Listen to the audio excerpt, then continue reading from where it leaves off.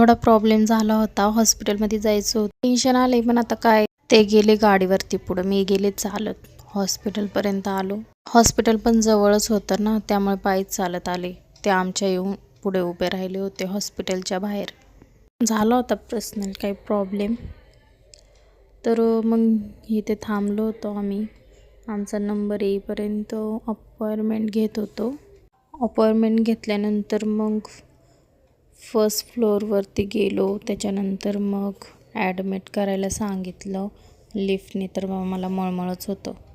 माझ्यासोबत एक नर्स पण पाठवली त्यांनी. आम्हाला आमचा एक रूम दिला. मग त्याच्यावरती मी ॲडमिट झाले.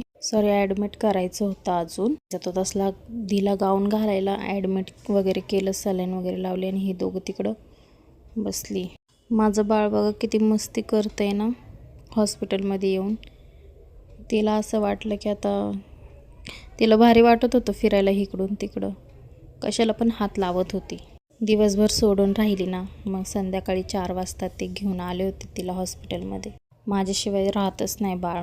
मला पण करमत नव्हतं. मी त्यांना बोलले की बाळाला उद्या सुट्टी होईल मला. तर आजचा दिवस असाच हॉस्पिटलमध्ये गेला. बाय. तर आजचा असा होता मिनी ब्लॉग. कसा वाटला